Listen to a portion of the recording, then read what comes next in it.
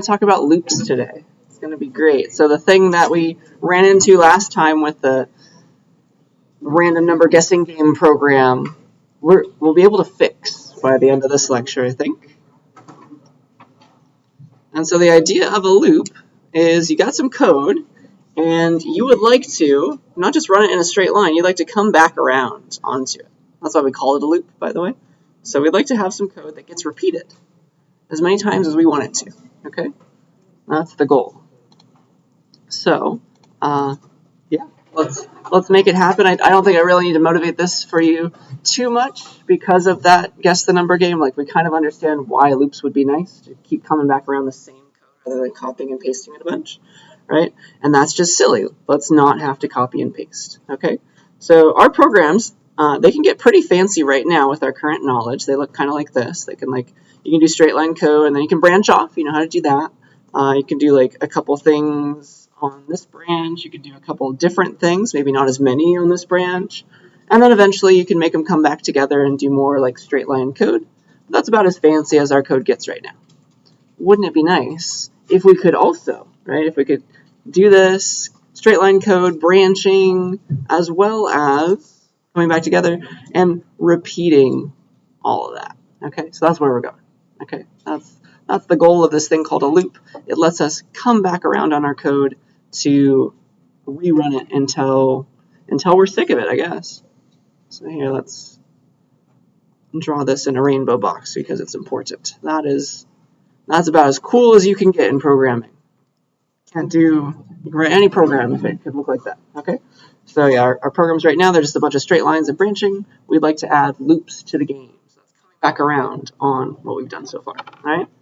So the simplest kind of loop looks a whole lot like an if statement. It's called a while loop, okay? And instead of saying if, you say while, and then you put your Boolean expression between parentheses again, and then you give a body, it's just one thing, in between braces, and this is your loop. And here is how it works. You kind of read it like this. While this Boolean expression is true, run the body, okay? So here's what that means. So like you come into the loop, and the very first thing that happens as you're executing the loop is you check your Boolean expression. You evaluate it to either true or false. As long as it's true, you run the body and you come back to check the condition again, right? The goal is to eventually make the condition become false when you're done. But do you see how as long as that condition is true, you're going to repeat the body, okay? That's the goal of the loop. Eventually, you will change values of variables within the loop body to cause this expression to become false, and that will lead you down into the rest of your code. Let's say that this is like rest down here, okay? So this, you kind of read it like this. This body is getting repeated while this expression is true. All right, repeated while that expression in the parentheses evaluates to true somehow. Okay, so let me show you just a simple example of let's print out all the numbers from 1 to 10, and then we'll also sum them as well, right, with a while loop. Let's do that. So I'll make a new file. I'll call it 1 to 10.cpp.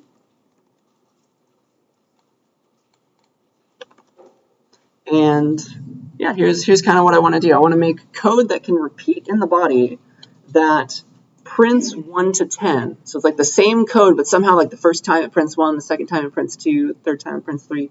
The magic is going to be with variables. So here's kind of like the secret. Here's what you want to do. Like, what's the first number I want to print? I'll put that in a variable called I for reasons. It's 1, right? And then like forever, I want to like see out I, and then like that'll print 1. And then how do I get ready to print 2? I can be like I++, can't I? Do you see if I did that again, or like print the 2, make it 3, print the 3, make it 4? You see how if I repeated this code just a bunch of times, I would print from 1 to whatever I wanted to stop at. Okay, so this is the repeated stuff. And so I'll say while this I variable is less than or equal to 10, because that's like the biggest number I want to go up to. So while that's true about I, do this with I. Okay, so I want to print I and then increment I by 1. See, if I kept doing that, then I'll print 1, make it 2, print 2, make it 3, print 3, make it 4. Eventually, I'll print 10, make I 11, and then this becomes false. Questions before I run it? It sets it to 1, adds 1 to a value. It's equivalent to I equals I plus 1. Okay, yeah. So yeah, let's watch it work, and then I'll explain it a little bit more in depth. So 1 to 10. Wow, look at it, it's beautiful. It's printing from 1 to 10. So I started a variable at 1, and I kept on running this code a bunch of times while this was true about I, and it magically worked. Okay? So we should probably draw what's going on here. Why in the world did this work? Okay? So let me paste a screenshot of this code, and we will talk about it.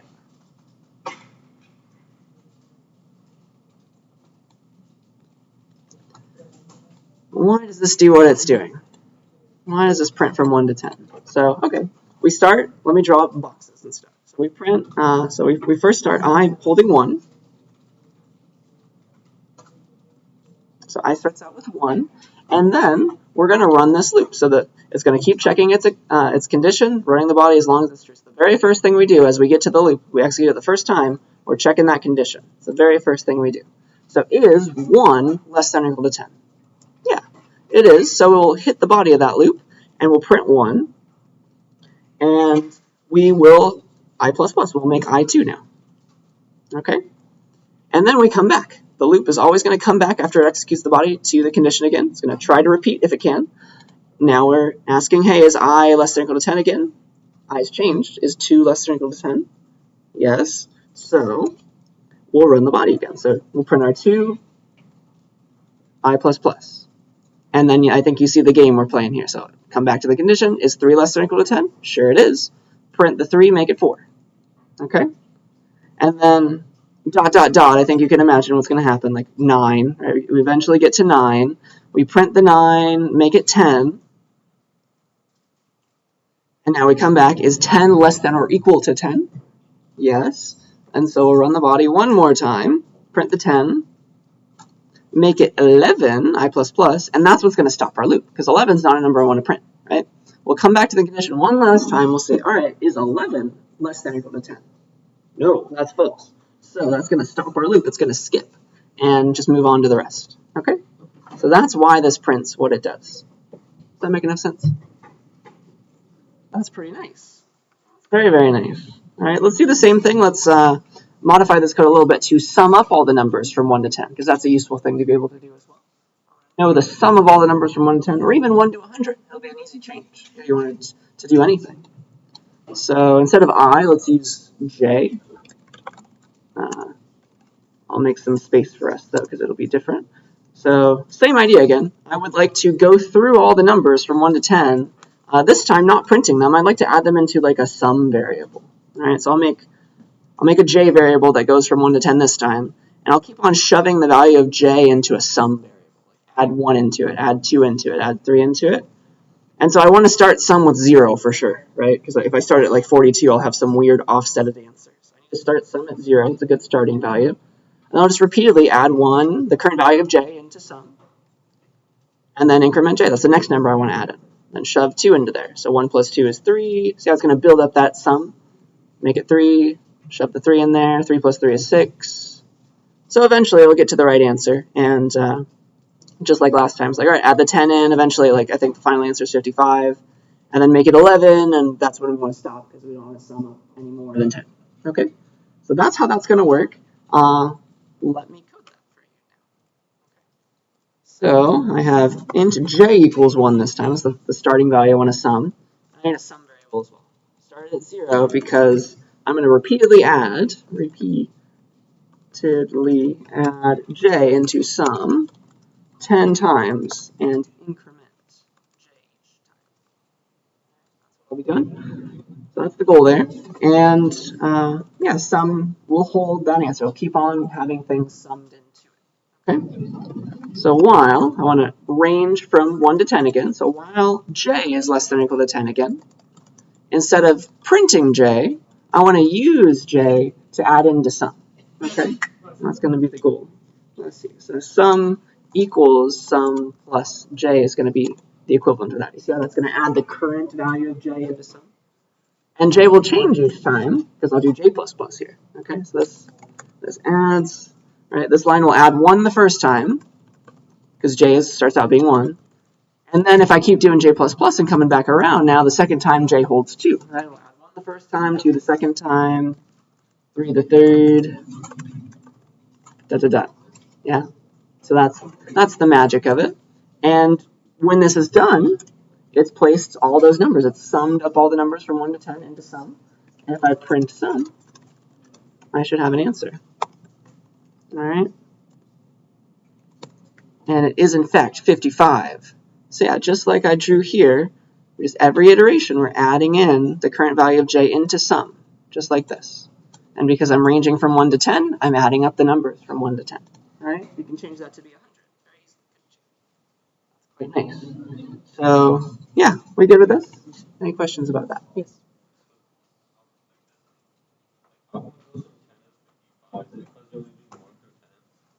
The sum of all the numbers from 1 to 10 is 55. That's the answer. Is that your question?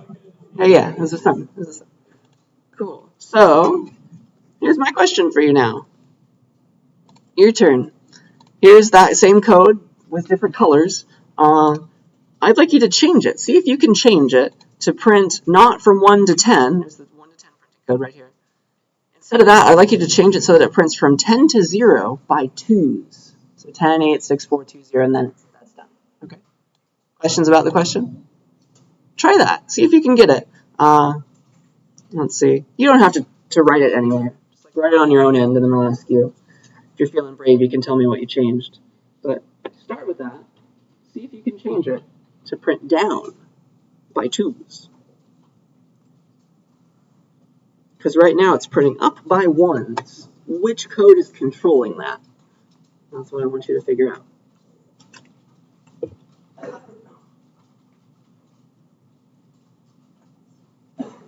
And make sure to do attendance. I will stop that after this question if I can remember.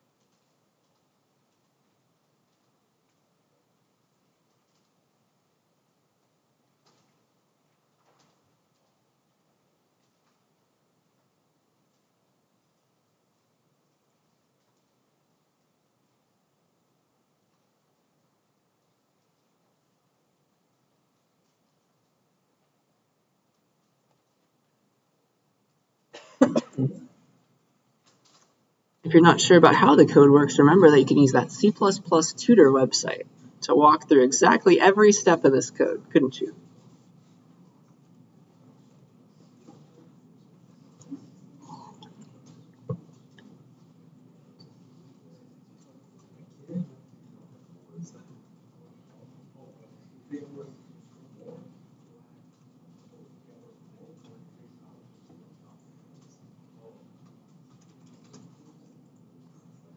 Oh, that is my timer. If you're trying it on your own on the server, a possible error is that your program never stops. It's Control-C to stop your program if it's running away from you. Okay. But yeah, what are our ideas? Did anybody see, like, can someone tell me one thing that needs to change and why? Yeah, so the very first number that we print is kind of controlled by this line, yeah?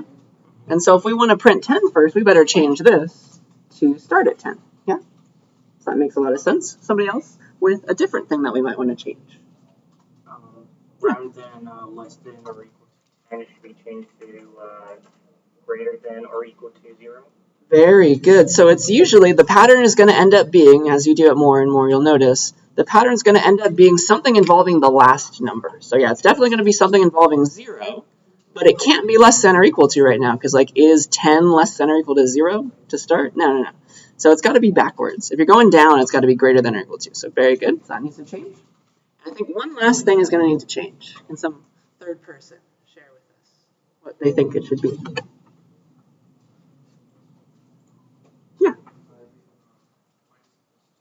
Very good. Yeah, so this guy, this is going to make the 10, if we change this to 10, it will make it 11, and that's not what we want.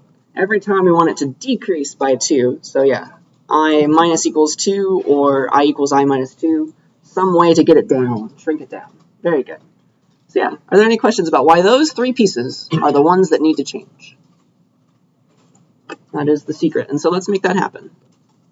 Well, let's watch it work. Let me print a new line so that we can separate all these things that we're talking about. So I'll take the starter code, and we got to start it at 10. Oh, and I already exist, so I can't remake I. I just got to say I equals 10. And while it's greater than or equal to 0, because we're going down, I want to print I, and then it's going to be decremented by 2. So let's remove that, and it's going to be I equals I minus 2, or alternatively, I minus equals 2 could have done it as well. Either one. Okay.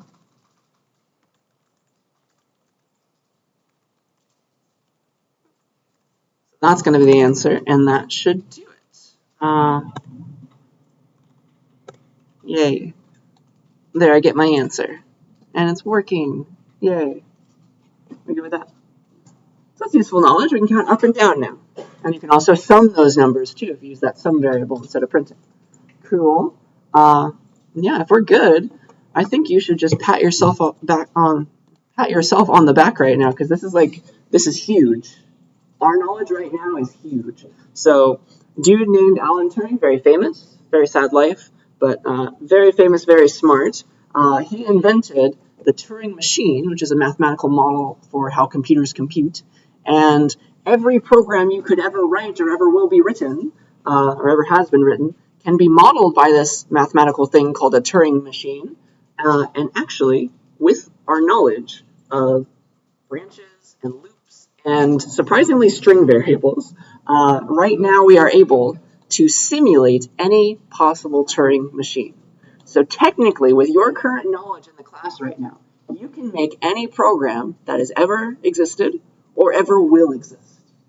Isn't that amazing? That's pretty powerful. That's quite nice. So I think you can imagine, you probably read ahead a little, some of us, that we shouldn't just stop the class now and call it a semester. There's plenty more that we could talk about that's going to make your life so much easier as a programmer, right? Everything's in main right now. It's kind of disgusting. So we can go further than this, but technically, this is all you need. Everything else is just to make your life easier. We want those things, though. Okay, so congratulations, you made it. And yeah, so let's talk a little bit more about loops and how they can go wrong, because it's a new kind of bug can exist now when you have a loop, because we have the ability to make a program that never ends now, don't we? An infinite loop. If that condition stays true forever, we will never stop running the body, will we? So the simplest example of an infinite loop is to just say while, and then have a condition that always evaluates to true. So just say while true. That'll do it. That'll just keep running forever, won't it? And it will never get past the body because it will never stop. Boop. So I'll give you an example of that. And that's called an infinite loop. It's just going to never stop running the body. And so when you end up with an infinite loop, as we all will as we're writing code, it's Control-C. Even if you're on a Mac, not Command-C, it's Control-C. That will stop your program and get you back to the terminal. Okay? And now you can actually understand a joke. Apple's first headquarters in Cupertino, they're so big that they built their own street name. So their street name was Infinite Loop, and they were one infinite loop. Now you understand that. So yeah, let's make that in a new file, maybe. Yeah. So let's steal this print from 1 to 10 code. Let me mess it up. Okay.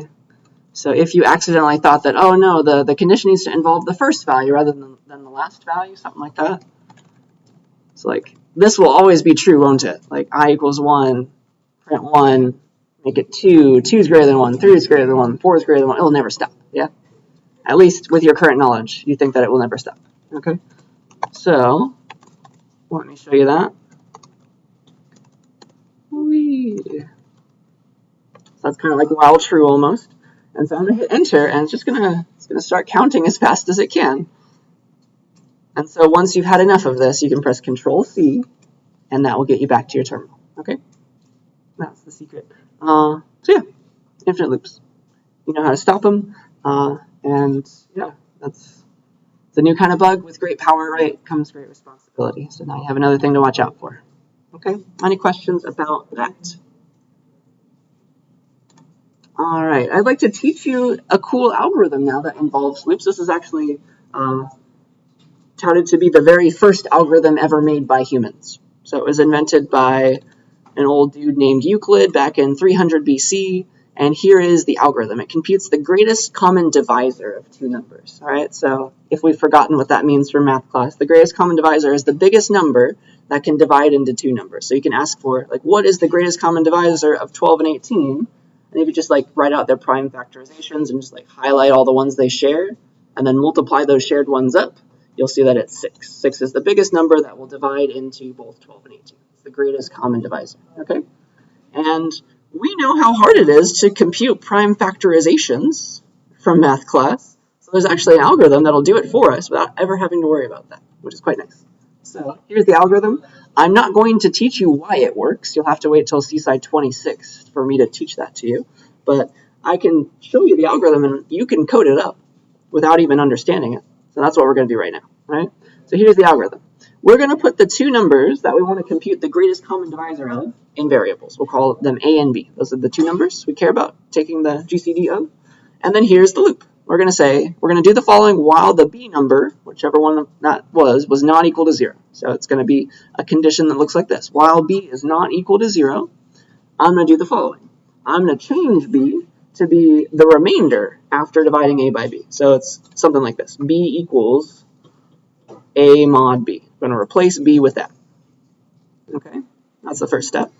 And then I would like to replace A as well with the previous value of B. So you have to save that old value of B before you messed with it right here. So and set that into A now. So A equals the old value of B. We'll have to save that in a variable somewhere. And then this loop is going to keep on trucking. Eventually, it'll run a bunch of times, potentially. And it's going to stop when B is 0, right? Because that will be a false statement now. B will eventually become false. B will eventually become 0, which makes the condition false. And at that time, you'll break out of your loop and look into A, and that will hold your answer for the GCD. Right? That's the magic of the algorithm. Let's code it up. I will do the following. I will say GCD.cpp. And yeah, let's ask the user for two numbers. I can declare two numbers on the same line with a comma. And then I can ask the user to enter them both at once, like this. Enter two numbers. And I can get them both at the same time with a single cin line in the following way. I can say cin into A and B at the same time. Did we read about that in our book yet? So this is a possibility. And this will get two numbers, and you can just space separate them. Just like 42 space 45, hit enter. Then cin will get both of them, as long as they're space separated. You can also type enter twice, either way. So it'll get two numbers. And yeah, now we have those two numbers. And now we're going to run this loop with them, okay? One's A, one's B. And so while, whatever that second number was, while B is not equal to 0, I want to do the following. I would like to replace B with the remainder, so B equals A mod B. But I also want to save, right? I want to set A to the old value of B. So I better save that before I mess with B there, okay? So int old B equals whatever B is right now before I mess with it, all right?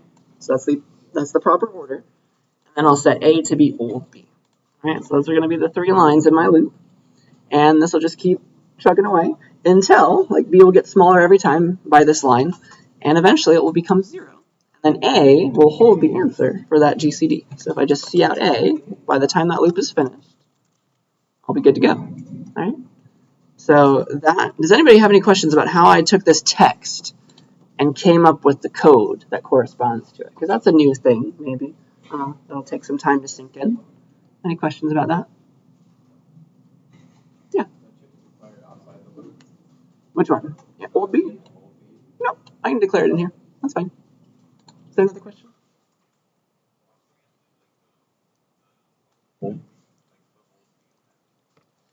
Just the way the algorithm works. It wanted A to be the old value of B before we took the remainder. And so here I am messing with B. I can't say A equals B right now because I've forgotten what the old B used to be. I just changed it on this line. Okay. Yeah. So yeah, let's compile and run this guy.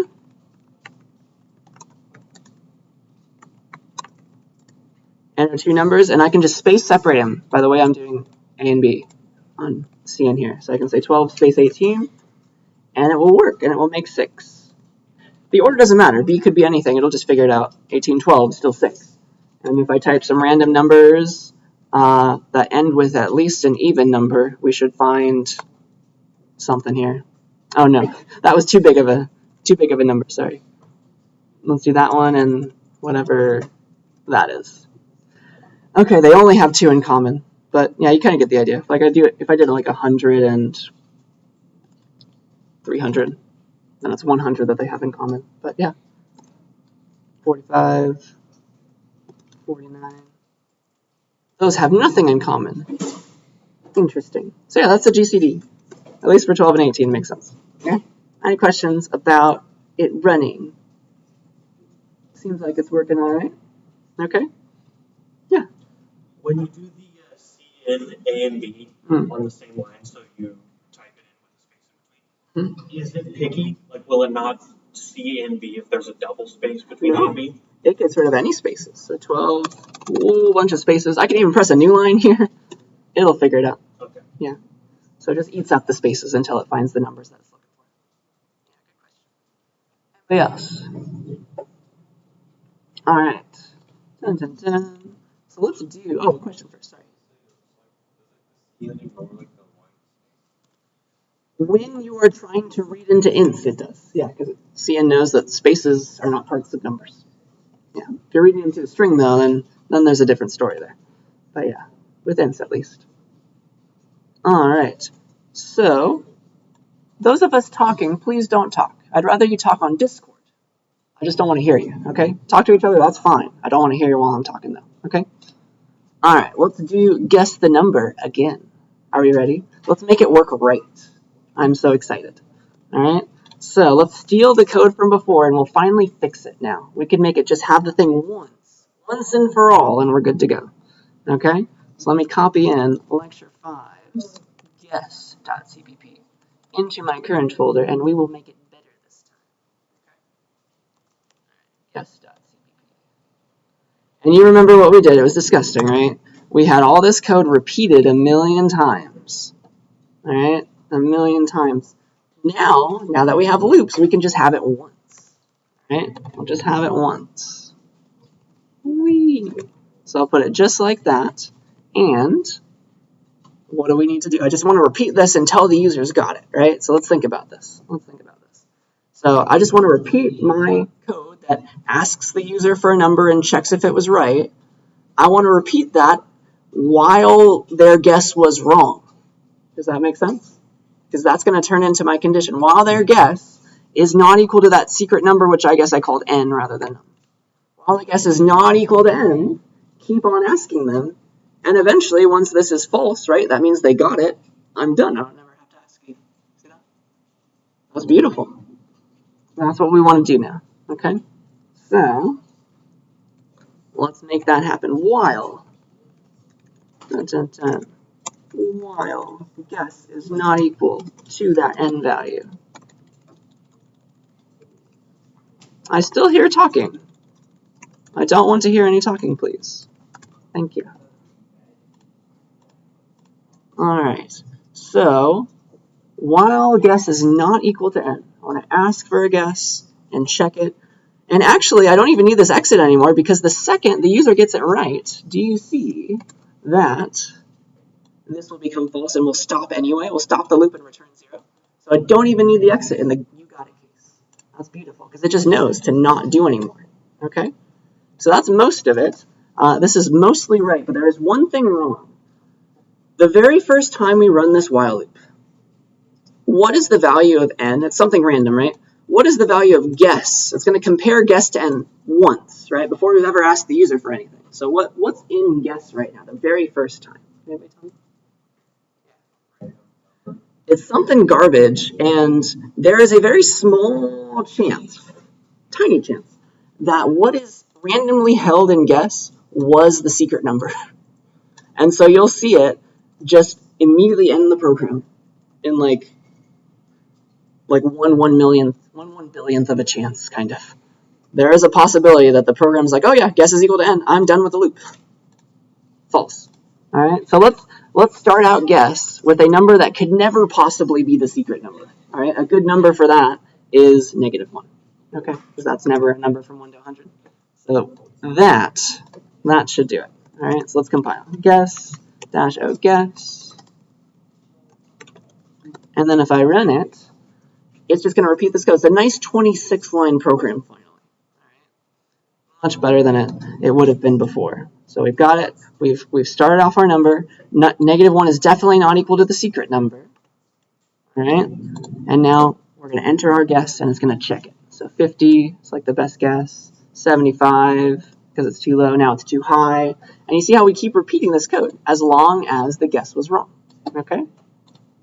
As long as that guess was wrong. So 75, 65. 55. Ooh, okay. 52? Cool. And so it's different every time, of course, but now we have a playable game. It's always going to work. And if like some young child plays it and they keep pressing 50 forever, the program's never going to just end for them, okay? That's the goal. Okay? It's going to keep it running until they get it right. Or, also you can press Control-C now and stop it. Okay? So that's beautiful. Any questions about any of that? Yeah.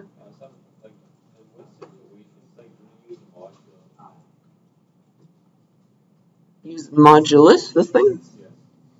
This is just this is one of our algorithms that we learned to take a number and make a random number within a range. So that's one case. It's I can't tell you all the different ways you would need it because it just depends on your problem. There's a million different reasons why you might use it. It's when you want a remainder. Okay. Yeah. Any other questions? All right. So that was one kind of loop. That's a while loop. All right. That is a while loop. There's also a loop called a for loop, which technically does not give you any new powers. You could always use a while loop instead, but I'm going to teach you this thing called a for loop because it makes some problems easier to think about. But you gain no power by using a for loop. You could just use a while loop all day long, okay, if you wanted to. But here's what a for loop looks like, and here's how it runs. All right, so a for loop looks like this. You say for instead of while, and then you put 3 separate things separated by semicolons, but the last one does not have a semicolon within parentheses, and then you give a body that you want to have repeated. Okay, and here's how a for loop will run. So it's going to you start off moving your way into the code, you got your before running, and then you have your initialization, right? The very first thing that happens in a for loop is whatever you put here. There's a line that you put right here called initialization.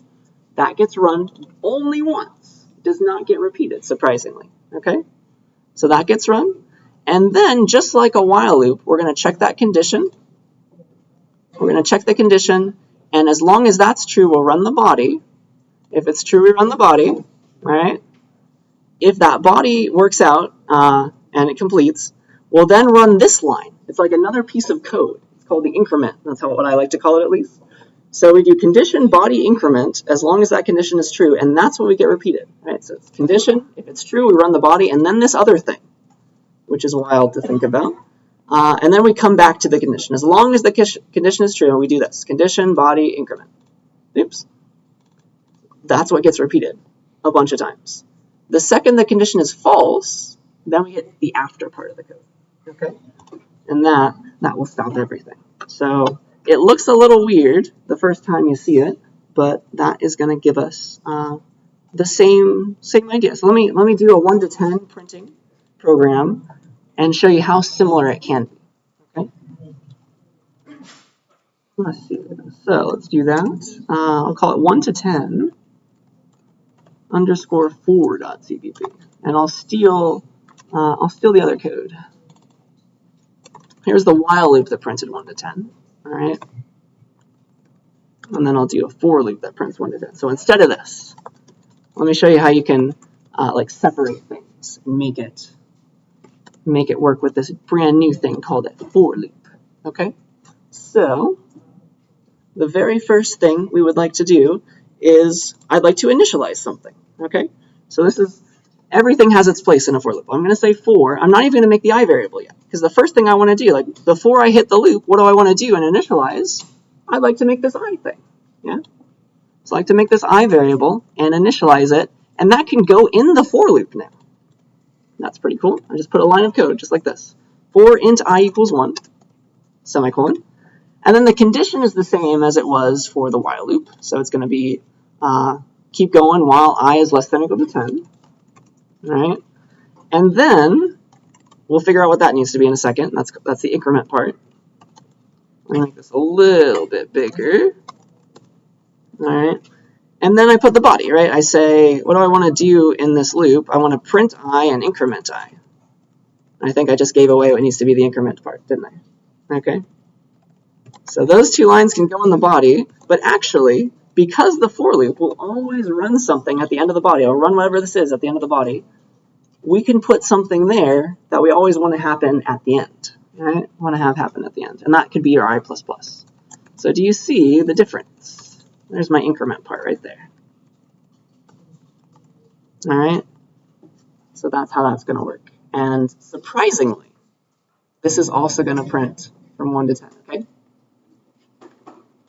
Surprisingly. Well, let's make it happen. 1 to 10, 4. 1 to 10. Underscore 4. Bam. So there it is. Crazy. Everything had its place. Yeah. Is all the logic still happening in the same order? Yes. While I++ happens at the end. This is exactly equivalent to this. It's always going to do I equals 1 first, and that never gets repeated. Good. And then it's always condition, body, increment, as long as it's true. So is 1 less than or equal to 10? Yes, it is. True, run the body, run the increment. Yeah. Come back when it's 2. Condition's true, run the body, run the increment. It's exactly the same as the while loop. So it's equivalent in power. There's no difference. And then eventually it'll stop when the condition is false, and we break out, and we're back to normal. So really, it's just a question of taste. All right? Which would you prefer? And yeah, it's up to you. But I like the for loop for this kind of range within a certain bunch of numbers kind of game, because like you can easily see on the very first line what the numbers that I is ever going to range through are, right? You kind of have to look a bit harder through this while loop to see like, what are the numbers I'm actually ranging through right here, right? With a for loop, it's very easy to see if you get used to it. So that's one perk of a for loop. Only the real work, and we'll put real in quotes, right? Only the real thing that you actually want to do with these numbers goes in the body now. Only the real work goes in the body of the for loop, okay? So yeah, that is very, very interesting. And because, another interesting fact, do I want to show that to you now? I think I'll save it for later, actually. Because I put the int I equals 1 here, a weird thing happened. And I'll let you think what the weird thing might be until I talk about it in just a second. All right?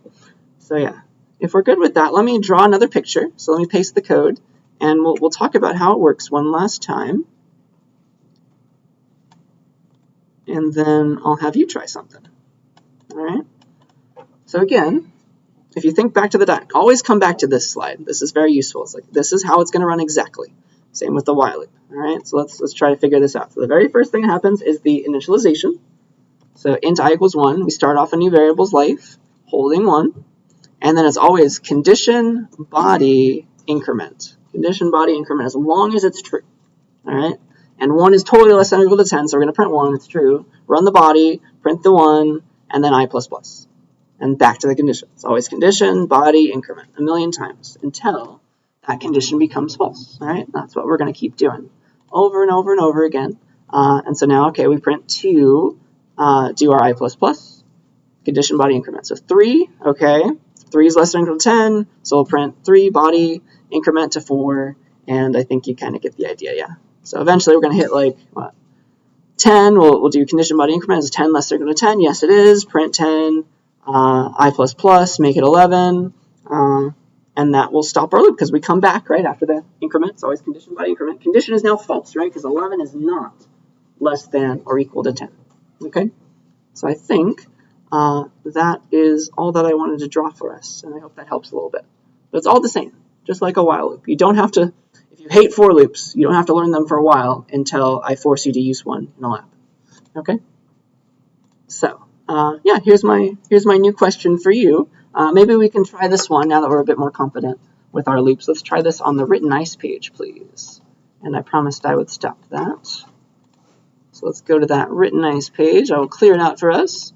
And you can just like work as a group, get together with the people around you, say hi, and elect a leader who submits. But here is what I want you to do. So here's the for loop that prints from 1 to 10, just like I had it, just different colors is all.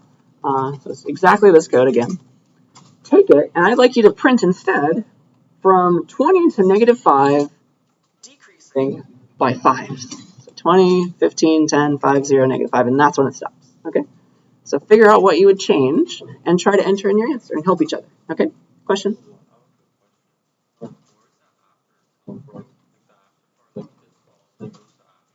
Oh, that's just whatever code you have down here. Just like for if statements, the second the closing brace is over, like the whole for loop is done, you can have more lines down here, like see out. It's just whatever code you put outside of the body. It's the stuff after the loop. Does that make sense? Yeah. No,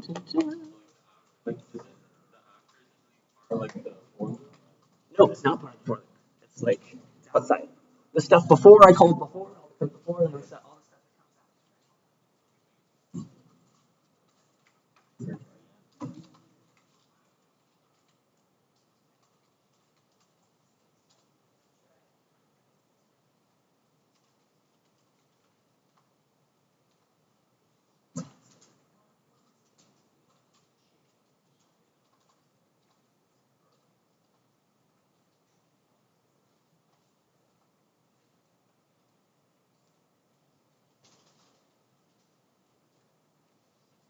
Must be hooked into this computer somewhere.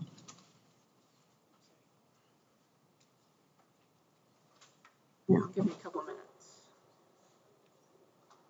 Another couple minutes or so. Mm-hmm.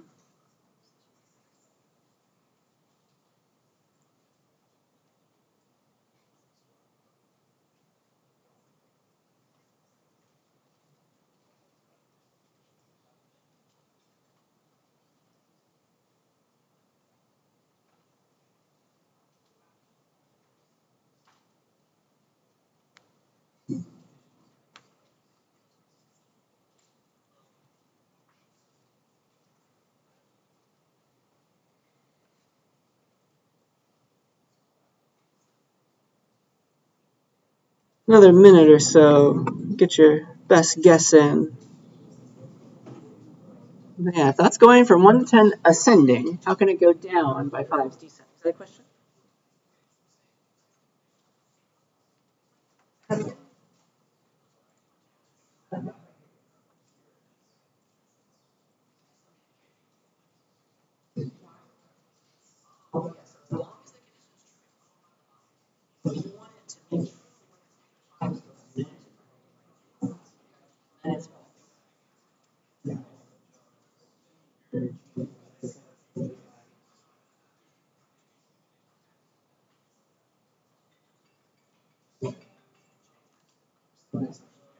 Yeah. So think about it as like it's going down by 5. But if the true one is -5 and it's -10, All right, that was my little timer. Let's see what we're thinking. And were there any questions that came up as we tried it that wouldn't be solved by me answering it? Let's see here. So, I guess that's what I want to do. Okay. Yeah, let's see what we're thinking. Nice. I think it's working. So yeah, look at how the body doesn't have to change anymore. It's just like print out the current value of I, and all the ranging business is done up here in just the top of the for loop. It's weird. It feels really wrong for there to not be a semicolon after the I++. I know. You'll get used to it. But that's just how that works. So yeah, it's good. We need to start at a new place. We need to switch, right? We need to switch the orientation of our condition. And then it's going to be I equals I minus 5 kind of thing. I minus 5, there's no assignment, there's no equals here, so that wouldn't be right. These I minus 5s are not correct because they're not going to change I. It's got to be either I minus equals 5 or I equals I minus 5. Okay, so let me draw that for us. So the three things that need to change are all at the top now, which is nice. So this I needs to start out at 20. Okay, so that's the first number I want to print. And this is a condition now that needs to be true as long as it's between like 20 and negative 5. Okay, so like, what do I want to be true? I can change this to 20, sure, but now it'll just never stop, right? It'll just keep getting smaller and smaller. This will always be true, so that's not good enough. So instead of that, what I would like is you'll notice that you have to flip the direction of the comparison. It's got to be keep going while I is greater than or equal to, because it's getting smaller, greater than or equal to the thing I want to end up with. Greater than or equal to that negative 5. Now I've got 20, still true, 15, still true, still greater than negative 5. Negative 5 is still greater than or equal to negative 5. And then the second it hits negative 10, now it's no longer big enough. Okay, so that's why it had to be greater than or equal to, not less than or equal to. All right? And then finally, this guy. This guy needs to change. First of all, that I++ is shorthand. Let's remember that. That's shorthand for I equals I plus 1. And then you have a third option as well. There's the plus equals, I plus equals 1. All right, so those are your options for I++, if you want to adjust that. But this one needs to be decremented by 5. So it's got to be something like I equals I minus 5. So change it down by that much. The only other option, there's no like minus minus, that just subtracts 1. So the only other thing that you can do that's equivalent to this would be I minus equals 5. That gives you more control over what you're subtracting. Okay, so those are like your two options for what to put there. And it seems like most of us got it, so good job. Any questions about why that's what you need to change? All right, so yeah, I promised you that there's something wrong or something weird about this code still. Oh, sorry, question. Either one, because those are the same thing, same piece of code. These are equivalent. You could say this one, or you could say this one. Yeah. Any questions? I forget you guys. Let's see. So yeah, I promised that there's one more thing to talk about for this code. This I variable, the one difference between this for loop and this while loop is that the I was outside of the loop, invisible. This I is only part of the for loop, and it's invisible. It like dies after the for loop is over, which is interesting. Okay, so let's talk about that. It's called the scope of variables. Okay, so the idea of a scope has to do with like which variables are alive right now, which ones can I see, which ones can I print out and mess with, which ones still exist, essentially. Okay, so the idea is you can make new variables, and they're always within some scope. All right, and the scope is usually braces. So like I can make, let me go back to blue. Inside of main, for example, is just a big long bunch of curly braces, isn't it? So I can say something like int I equals 42, and that I lives forever until the end of like main, way down here, this curly brace.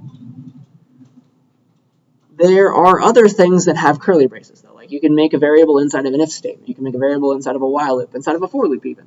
And when you do that, like I make a for loop and I say int j or whatever, or int I equals something else, I can make an inner scope, and only the variables that are declared in there, or the variables that are up in here, like int I equals 55, that's like an inner scope, I plus plus. This is a separate I from this one, first of all. Okay, that's weird. You should probably never do this. And then also, like say this was like an if statement or something. Like this I lives for just that if statement, for example. I plus plus. It's working on that I. This is a completely different I. It's in a different scope, we say. And also, this I goes away once we hit its closing curly brace. Okay? And then we go back to this one. That's the one that's alive again. Or visible, at least. It was always alive, but it was invisible. Okay? So that's a little disgusting. So variables, they live only between their curly braces. They're enclosing curly braces. This part of the for loop counts as inside of its curly braces. Okay. So yeah, you can make a variable in an inner scope with the same name as one in an outer scope, like I'm doing here, and it shadows the outer one. So this inner one takes priority within the green curly braces, and then once it goes away, that I doesn't exist anymore after we hit here, and then it's back to the old one, right? But you should probably never do that. Use a different name, okay? So, but still, even if you do use a different name, bless you, we have in, like I can do int j, and like do stuff with j. Like j exists for a while as these curly braces are running as we're within this code. But the second we hit that closing curly brace right here, j goes away. It's gone forever. Okay, so let me try and draw this for us. We've got like int I equals 42. Like, let me try and run this code. Imagine like these were if statements or something, or loops or whatever. They don't actually have to be, but it's a good thing to think about. It's like, all right, we have I equals 42, blue I. All right, that's the one visible right now. And then we hit this code, like an if statement or whatever, and we make a new I. It's a different scope, so we're allowed to. So now we have a green I living at the same time as the blue I. This is just the only one we can see. It's shadowing the other one right now. All right, it's disgusting. In an inner scope, so I++ makes it 56. And then once we hit the closing curly brace, this I is gone forever. And now we're back to the other one, okay? And then same with this. Like j exists for a split second. Here it is within these braces, and then it goes away once we hit the closing curly brace. And then finally, here is where that last I goes away. Everything goes away once main is over. So that's a little odd, all right? So let me just prove all that to you, that this is a thing that you have to worry about now. So if I were to print I could have done this with the while loop because I was defined outside of everything, okay? If I were to print I right here, I'm going to get a compiler error, all right? G++ or here, just do it again, right? Error, I was not declared in this scope. Woohoo! It's like these words, other people use them too. So here, that's not good enough. So that's, I does not exist anymore. It's dead by now. Doesn't work. All right? A very weird thing that you can do, there's not a lot of good reasons for it, but you can actually just start making curly braces without anything attached to them. There's an inner scope.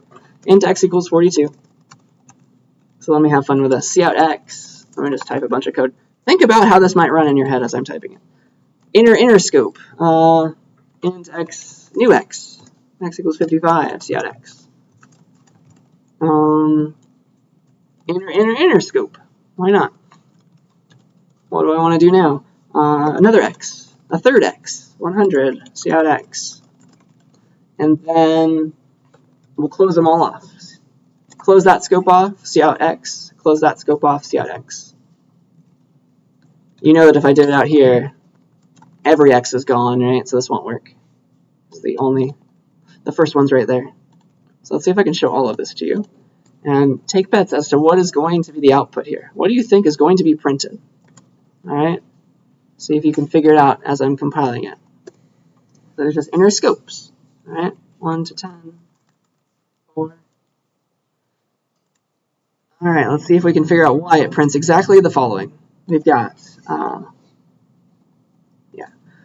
we've got 42, 55, 100, then 55, 42 again. And I hope that makes enough sense to us, right? So this is the first 42. Takes priority. It's the only x right now. So that's why we see the first 42. And then in an inner scope, this 55x shadows the other one, so we see 55, of course. Same with this inner one. See, shadows the other two. We see 100. And then once we start closing the scopes off, this 100x dies, and now it's back to the closest one. So now it's 55 again, that takes priority. That's why we see 55 printed here. Close that scope. That scope is from here to here, right? That whole thing. And so now that 55x is gone, and we're back to the only other x that still exists, the outermost one, which was 42. Okay? Does that make enough sense why that's being printed?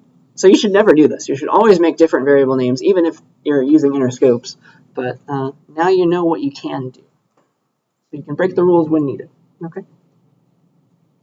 All right, if we're happy, I have one last little thing to talk about today. And then I need to give you a lap, of course. So let's do one last demo. And it will be an example of using a loop to do more than just number stuff and range through numbers, right? Because Sometimes for loops aren't the best for some things. Sometimes it's easier to think of them in terms of while loops. I'll do both. But let's make a program that gets a string from the user, like a word, and we will lowercase it. If I type in all caps a word, we're going to make a lowercase version of that word. So like we're going to get a string from the user, call it S or something. And even if they scream at us, even if they type all caps blah, our job is to go through every single character of whatever string they give us. I don't know how long it is yet. I got to go through every character, indices 0, 1, 2, and 3 for this particular string. And then I want to visit every index and make them all lowercase. All right? Make that lowercase b, lowercase l, lowercase a, lowercase h. So that's the program I'm going to write right now. Okay? So my goal is to essentially visit every character of this string and mess with it. All right? And there's a fancy technical term for that. It's called iterating through something. So I'm iterating through the string. I would like to iterate through the string. Remember, this is just like a Latin root word that means to go. So I'd like to go through the string, please, and visit all of its indices, essentially, because that's how I'm able to access pieces of it, right? I can access the 0th index, the 1st index, 2nd index, blah, blah, blah. So that's what I'm going to do. I'm going to visit every index of this string, and that will allow me to touch every character, okay? So that's the goal. Every loop iterates through something. Like we were iterating from 1 to 10, for example. You'll hear me say that. I'm iterating through the characters of this string, okay? Just means to go through it, all right? So our goal is to go through every index and call 2 lower, right? Because if you call 2 lower, and that was from CC type, let me go back to blue. If you call 2 lower from the CC type library, that takes the character, gives you back the lowercase version of that character, which you can then shove into that index where you just got it, okay? So I'm going to do something like this. I would like to visit every index of this string. That's why we like to use the I variable a lot. One reason, at least, as we're iterating. So like I want to start I at 0 and mess with always my current index, S at I. Change that to be the lowercase version of itself. And then be like I++. Does that make sense? That's kind of what I want to do. That's how I'm going to do it. I'm going to use a variable to keep track of where I am in the string right now, okay? And then the last piece of the puzzle is, how do I know that 3 is the last index of this particular string? Like what if it was a really long word? I always want to know what is my last possible index that I want to visit, because I need to stop the loop after that, right? There's no characters after. So how can I get, regardless of the string, how can I know where that last character is? What that last index is? Do you remember? We talked about this before. What are our thoughts? Yeah. That's right. Very good. So every string knows its size. We can say s.size, and that will give me the size of the string, which is 4. And I just want to keep on iterating, keep I going as long as it's less than or equal to size minus 1, or an easier way to say that is just keep going while I is less than the size of the string. All right, just go from 0 to 3. See how that would go from 0 to 3? That's kind of how I want to range. Okay, so let's do this with a while loop first, and I'll translate it to the equivalent for loop. You can always do one or the other. There's always a way. One way is usually makes more sense. But yeah, let's do it. Lowercase.cpp, and I want to use strings. I want to use 2 lower from CC type. So let's ask the user nicely for a word. Enter a word, and just a single word can go in a string variable.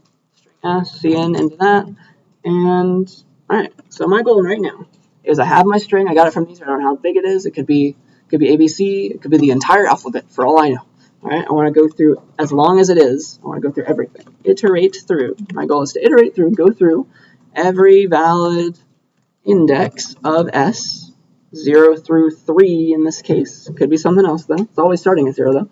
Replacing each character I see with its lowercase version equivalent. Okay, so that's what I want to do. So the very first index of every string is 0. Right? So int I equals 0 is what I want to start out with. That's the first index I want to touch of my string. And I would like to mess with indices. I like to mess with index I of my string as long as I is an index in my string. So while I is less than s.size, because that'll tell me how many characters. The valid indices of my string is always 0 through size minus 1. Right? So this will start at 0. For this example, it will give me 4. It will make sure that I'm only going up to 4. All right, only up to 3 really, because it's strictly less than. Strictly less than. Okay. And so I want to mess with the current index of my string. So s at I needs to become something else. That's what I want to change at each iteration of this loop. Okay. S at I needs to become what? It needs to become what it was. So keep that same character, whatever it was before, but lowercase if it needed to be lowercase. So 2 lower. Because that'll take a character, give me back a lowercase version of that character. Okay? So that is the first step. And then, like that's me messing with index 0, I want to mess with, in the next iteration, index 1. So I'm going to do I++. Okay? That gets me ready to get at the next index. And this will always be a valid index as I'm working my way up to, but strictly smaller than that size. All right? So only up to 3 for this example, because that's strictly less than 4. That's the last integer. Oops. That's strictly less than 4. All right? So that's going to be the code, and let's print out the string again once we're done. The fruits of our labor. Boop. Not that. Oh gosh. That was weird. Oh no, did I mess something up again? Oh no, it thinks that I am holding a key down again. No. Alright, I have so few things left to do. I'm going to try to copy space. Remove. Nope. Oh darn, okay. I'm so sorry. I may have to, yep. I lost it all over again. This has happened before. Let me unplug everything I have. Yep. Yeah, I think I might have to just restart my computer. I'm so sorry. Remove ls. I cannot type space right now. That's hilarious. No, that's not what I want. That's so funny. Well, I'm sorry you just have to wait to see this work, but there's one thing I could do. I have this keyboard, but you guys can just hang out with each other for a second while I try to fix this. They need to give me a new laptop, obviously. Let's see. I just need to be able to press space. Nope. Can't press space on that one either. Okay. It could be. You could be the problem, honestly. Exit.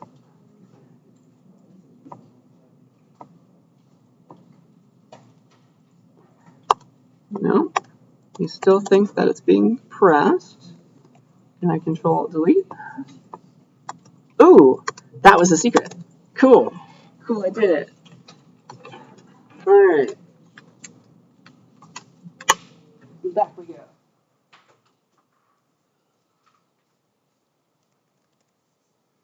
Finally. Okay, what was I doing wrong last time? Lowercase. Okay, we're back. We did it, guys. So, what do we need here? / lowercase. Are you ready? So I'm going to type in capital blah, hit enter, and it went through every character and made it lowercase blah. If I type, I don't know,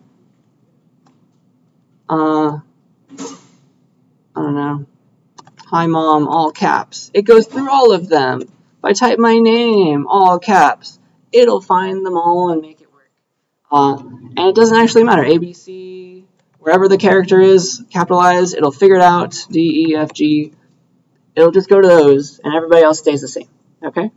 So that is the beauty of it. I'm going through every index, messing with those indices, and converting them to lowercase. We did it. Any questions on why that's working? That's quite nice. So yeah, I'm just going through one index at a time through that string, and it is happy. All right, so let's do the same thing. If we're happy with the while loop way, let's do it the for loop way. Okay, so I'm going to take this. I do need to comment it out so that there's nothing for the for loop to do if I already did it with the while loop. So let's comment that out, and then we'll try to do the same thing but with the for loop. So for, again, int I equals 0 could be part of the loop now.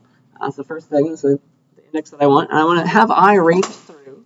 I should range through all of the valid indices of this string.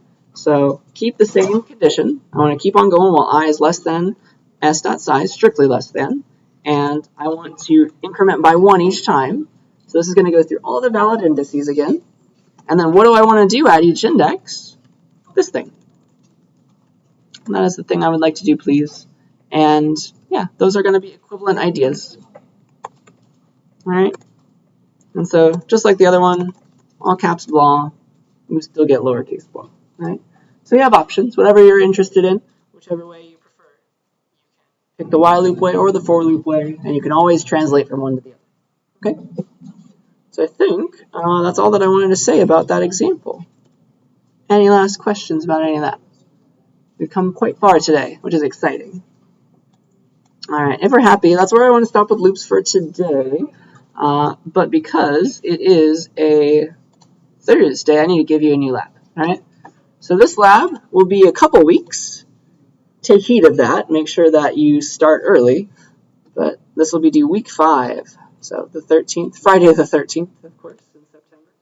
So that'll be fun. But here's lab 2.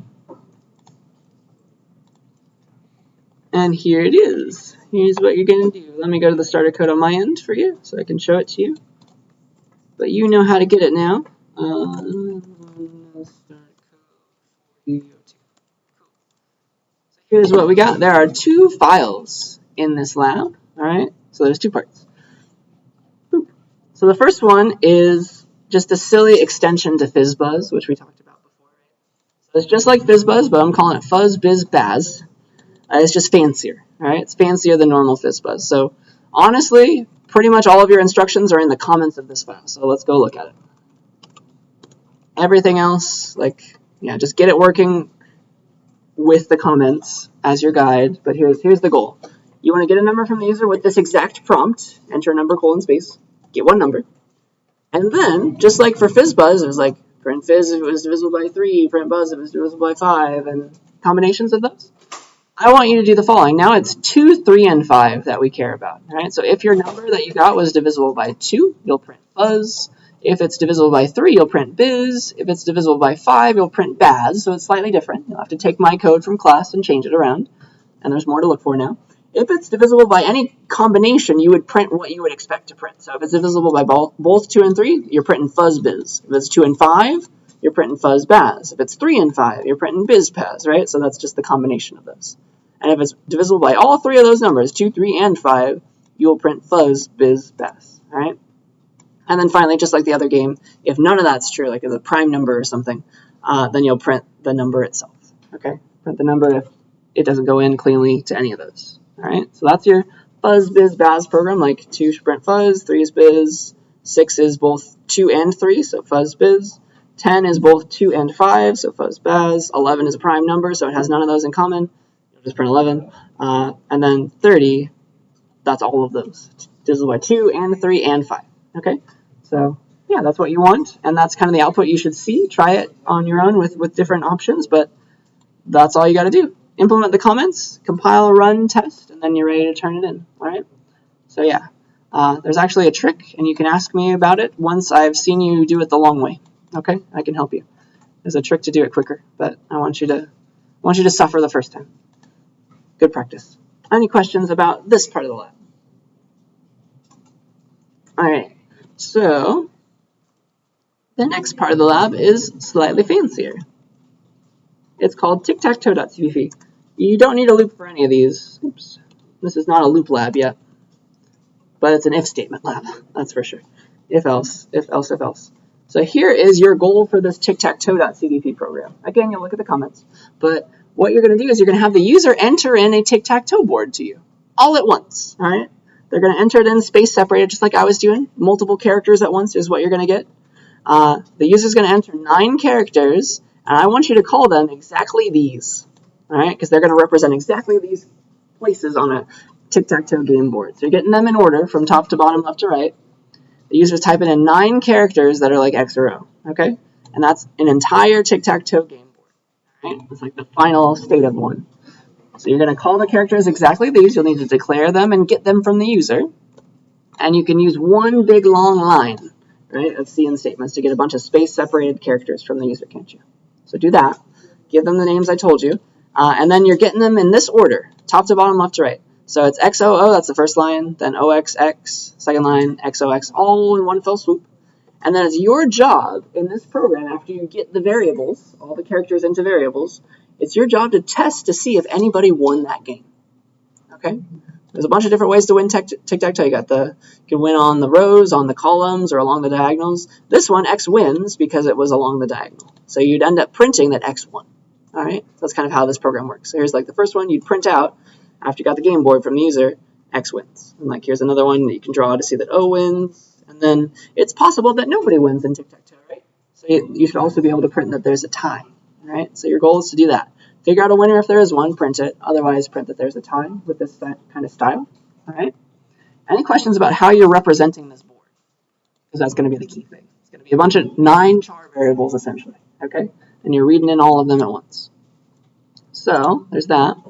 And yeah, if you would like, and you should, I've given you the code for checking rows, assuming you're using exactly these variable names, okay, in that exact order.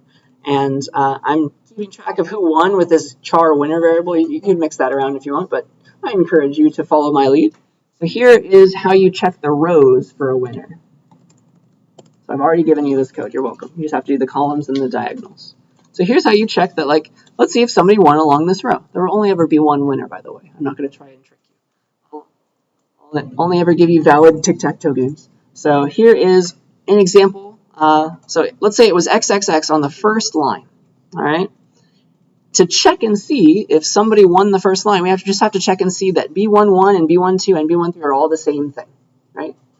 They're all X's or they're all O's, okay? And here's how you check that. You can't do this. This doesn't work in C++, like it might in math. You can't do that. That won't work. So you have to check them separately. Hey, is B11 equal to B12? And then also, is B12 equal to B13? Because that's like, now you have some overlap, and now you know that if both of these things are true, right, then they're all equal, okay? And then you just want to save who won. If they're all equal, if they're all X's or they're all O's, then you can just use any of these variable names, B11, B12, B13. They're all the same thing. Save that into the winner variable. See how that'll put X into the winner variable if it was XXX? Or we'll put O if it was O. I could have just as easily used any of these because they're guaranteed to be equal, right?